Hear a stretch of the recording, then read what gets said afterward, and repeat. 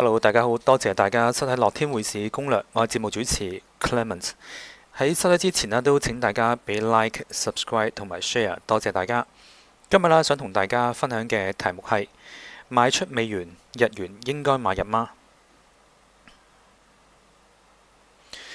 好，咁首先我哋睇翻前一日嘅市況，2025年6月26日星期四，美元對日元收市價為144.41。較上一個交易日下跌0.86日元，當日嘅波幅為1.51日元。2025年第127個交易日以145.14日元開盤，當日最高點為145.26日元。美聯儲主席阿鮑威爾啦喺呢一個 FOMC 會後嘅記者會上面表示，如果認定就業市場正在放緩，則有可能提前減息。而當日公佈嘅就業數據表現不佳，進一步強化市場對7月減息嘅預期。喺美元被拋售嘅情況之下啦，匯率價格喺夜間跌破145日元，跌至144.66。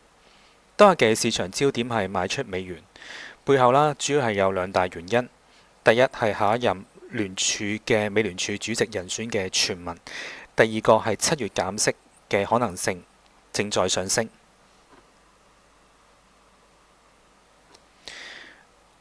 好，咁我哋下一個題目講返歐元嘅時代正在來臨。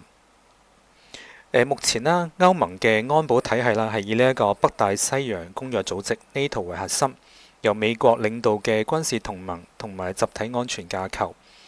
然而咧，特朗普啦似乎並唔太認同捍衛自由民主或者遵守國際法嘅理想目標。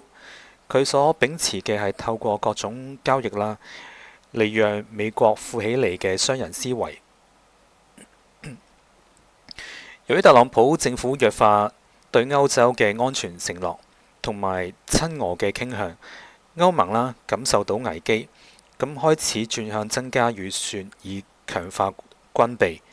歐盟委員會主席馮德萊恩喺今年嘅3月啦宣布，將會投入高達8000億歐元嘅資金，用於強化歐洲嘅防禦能力。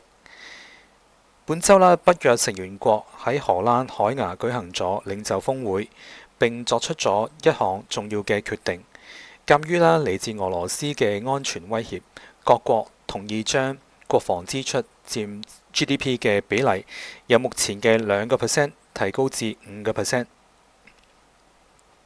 咁隨住啦新嘅地緣政治平衡嘅形成啦，美元長期嘅吸引力可能都會受到損害。美國國防支出佔 GDP 嘅3.4%，係一個重要嘅產業，但歐洲嘅去美國化嘅趨勢啦，將會導致對美國武器嘅需求減少。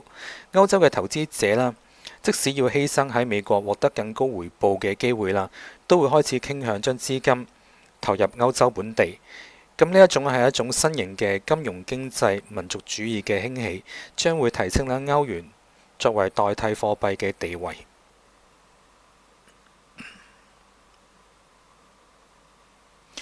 好，咁今日嘅預測區間啦，我哋上方目標會睇145.4，而下方目標為143.5。咁今日嘅分享就到此為止，喺呢一度再一次都多謝大家對樂天證券嘅支持。如果大家對我哋公司有任何嘅查詢，可以同我哋聯絡。